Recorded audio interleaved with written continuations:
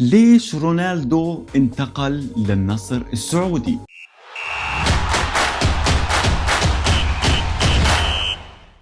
كريستيانو رونالدو بعد ما خرج من ريال مدريد وبعد ما عمل الأسطورة في ريال مدريد راح يبحث عن تحدي جديد، بس بيناتكم احنا عارفين انه راح يدور على عقد اكبر وفلوس اكثر. وجد اول صدمة في حياته لما راح على يوفنتوس اللي في تاريخه عنده 2 دوري ابطال، وفيخو اللي شبه عبد الحليم حافظ عارفينه عنده دوري ابطال اكثر منه. وبعد الحماس اللي اعطاه في اول موسم ليوفنتوس وصلوا لدور الثمانية مع اتلتيكو مدريد، ولكن الخسارة بهدفين مقابل لا شيء في المباراة الاولى. ولكن رونالدو عاد في الاياب وجاب هاتريك وتأهل اليوفي. وفي الموسم اللي بعده طلعوا من دور ال16. العيب برونالدو هون نحط كل اللوم على رونالدو؟ لا، العيب انه اليوفي ما عنده شخصية البطل في دوري ابطال اوروبا. حتى لما وصل للنهائي مع ريال مدريد، وصل للنهائي مع برشلونة، ما جاب البطولة. ليش؟ ما عنده هاي القوة او هاي الشخصية حتى يفوز بهاي البطولة بكل بساطة. وبعد خيبة الامل هاي وخروجه من ريال مدريد وبعدين انتقاله لليوفي، قرر انه يروح يلعب في الدوري الانجليزي. ولما كان على اعتاب الانتقال للسيتي، اجى تليفون من السير أليكس فيرغسون، هو الاب الروحي لكريستيانو رونالدو، راح ووقع مع مانشستر يونايتد. راح وقع بحكم انه ابن النادي، بحكم العلاقة الكويسة بينه وبين ادارة مانشستر يونايتد، مع السير أليكس فيرغسون، مع التيشيرت، مع الجماهير، مع كل شيء. هو الاسطورة الحية مانشستر يونايتد، فقرر يتبع القلب قبل كل شيء ويروح يوقع مع مانشستر يونايتد. وطبعا مانشستر يونايتد اللي احنا كلنا عارفين، جماهير مانشستر يونايتد عارفه، المفروض انها عارفه، وفي بعضهم ما بدهوش يعرف، ما بدهوش يستوعب انه مانشستر يونايتد لم يعد من صفوة الفرق الكبرى للأسف في أوروبا، والفريق بمر بمرحلة إحلال وتبديل، والتخبطات الإدارية والتعاقدات غير المدروسة. يعني تعاقد مثلا زي هاري ماغواير وعملته كابتن، وهو كارثي على المدافع في تاريخ الدوري الإنجليزي، على شو أنا مش عارف. حتى في المرحلة اللي كان فيها مانشستر يونايتد كويس مع مورينيو، الدنيا كلها قلبت عليه وطيروه. وتبدأ مرحلة كريستيانو رونالدو مع مانشستر يونايتد، وبأول موسم بيجيب 18 جول. انتوا عارفين شو يعني 18 جول بالدوري الانجليزي؟ هذا شيء جدا كبير من لاعب عمره 35 36 سنة. فرونالدو عمل اللي عليه في اول موسم، عمل موسم كويس. ولكن الموسم اللي بعده اجى تينهاج قال لك معلم رونالدو ما بنفعش. رونالدو بدنا احنا نعتمد على الشباب اكثر، بدنا نعتمد على اللاعبين الاصغر اكثر، ما بدنا نعطيه الحرية اكبر. طبعا هذا كان الشيء، ما كان اتفاق بين رونالدو وتينهاج. المفروض قبل ما يدخل تينهاج على الفريق او لما يمسك الفريق يكون في اتفاق بينه وبين رونالدو انه انت مثلا هتلعب دور هامشي، مثلا زي زلاتان ابراهيموفيتش مع الميلان. هو دائما عارف انه هو مش هيلعب في المباريات، ولكن بيلعب دور تحفيزي للاعبين الصغار، تحفيز في غرفة تغيير الملابس. هذا الشيء ما كان متفق عليه، وهذا كان الشيء الأكبر وأكبر خلاف بين تينهاج وكريستيانو رونالدو. ولما ما تكون فاهم الدور اللي أنت المفروض موجود فيه والمدرب ما شرح لك هذا الدور، بتصير الخلافات. آخر 5 دقائق بيخرج من مباراة توتنهام هوتسبيرز، والمدرب بيطلع بعديها بيحكي لا انا خرجته، ما رضيت ادخله احتراما لقيمة رونالدو. طب ما انك انت بتحترم قيمة رونالدو، ليش ما تحاول تستفيد منه؟ في شيء ثاني في شخصية رونالدو بحب يكون هو النجم الاوحد، وهو كل الاضواء عليه. واذا صار في معه اي شيء، يعني لو انشك دبوس وهو قاعد في البيت، بده مانشستر يونايتد يطلع بتصريح رسمي انه احنا نأسف انه الدبوس شك كريستيانو رونالدو وهو قاعد في البيت بالصوفة الساعة 3 العصر. هي شخصية كريستيانو رونالدو في بعض الأحيان. وهذا الشيء بين أكثر لما بنت كريستيانو رونالدو الرضيعة توفت، فهو كان حزين وما رضي يجي على التدريبات وما رضي يحضر، والنادي ما دعمه، فهو حس حاله isolated أو منبوذ في هذا الوقت. فصار الخلاف أكبر وأكبر، وصار إنه وجوده في النادي بحس حاله إنه عبء على النادي. فقرر في هذا الوقت وفي ليلة ما فيها ضوء قمر كريستيانو رونالدو راح يعمل المقابلة مع مورغان.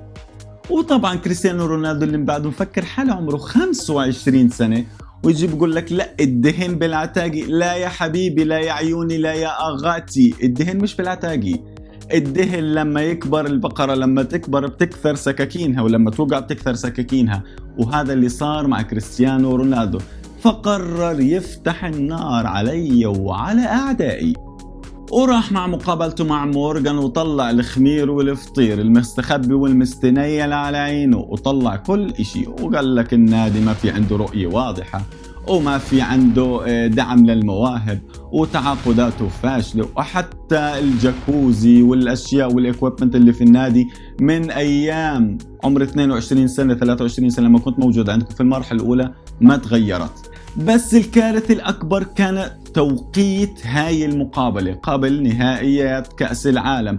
الفريق البرتغالي بيستعد عشان يحاول يجيب كأس العالم، وانت عارف يا رونالدو آخر كأس عالم إلك، فانت بتطلع أريد المقابلة مسجلة، ولكن هاي المقابلة ليش طلعها قبل كأس العالم؟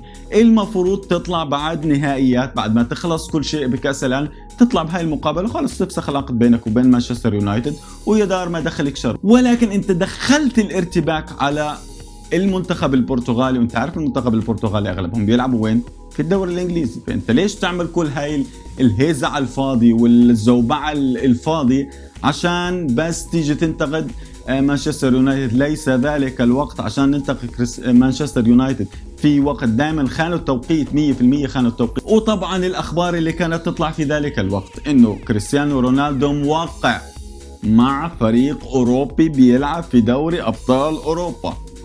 فريق اوروبي بيلعب في دوري ابطال اوروبا، عيدها كمان مرة، فريق اوروبي بيلعب في دوري ابطال اوروبا. بس لا فريق ولا أوروبي ولا دوري أبطال أوروبا، طلع دوري أبطال آسيا. شو؟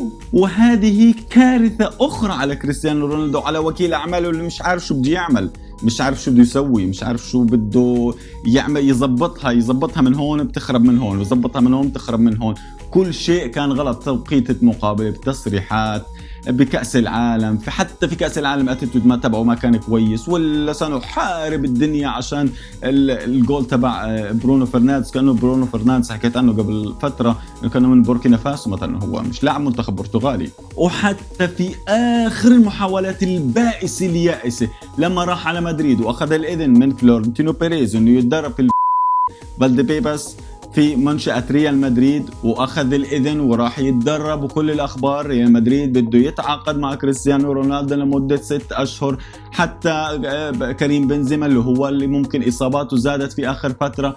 ولكن حتى مع كل هاي المحاولات البائسة، وحتى لما حط ابنه رجعه على أكاديمية ريال مدريد وكل شيء صار، كانت محاولات بس بائسة حتى يحنن قلبه علي فلورنتينو بيريز ويجيبوا لمدة 6 أشهر. تخيلوا اليأس اللي كان فيه آخر فترة كريستيانو رونالدو.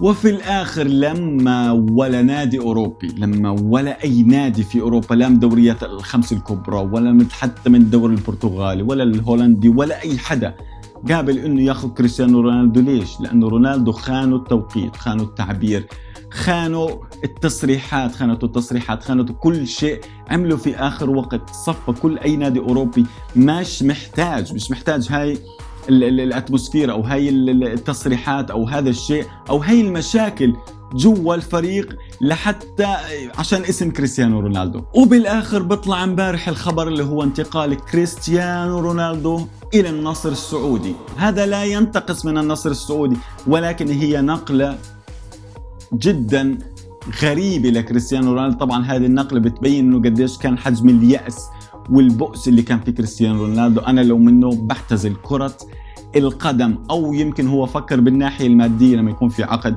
200 مليون وقصر ومطاعم وكافيات وحور عين وجمال وضب كل شيء تدلل يا راعي الغترة، بدل بشت بعطوه 3000 بشت في السعودية. يمكن رونالدو فكر بالعرض المادي قبل العرض الرياضي، وأكيد هي نقلة جدا نوعية للكرة السعودية. ليش؟ لأنه السعودية بتحاول أنه تاخذ كأس العالم على 2030 هي ومصر، وكريستيانو رونالدو رح يكون من الحملة اللي موجودة اللي هتدعم انتقال وحضور كأس العالم في المملكة العربية السعودية وجمهورية مصر العربية. فأكيد بالنهاية بحكي ألف مبروك طبعا للكرة السعودية، ألف مبروك للكرة العربية، لجمهور النصر اللي هو كثير مبسوط بهاي النقلة، وألف مبروك للجماهير السعودية. وفي النهاية كريستيانو رونالدو هو حالة رائعة في الإصرار، حالة رائعة وجميلة في كرة القدم. خانوا التعبير أو خانوا التوقيت والتوقيعات في آخر فترة، وخانته أكثر لما طلع من ريال مدريد بحثا عن مال أكثر للأسف الشديد. وفي النهاية إذا وصلك هذا الفيديو اعمل لايك، سبسكرايب وشير وانشره بين كل الناس. وكان معكم أنا أحمد فهمي، والسلام عليكم ورحمة الله وبركاته.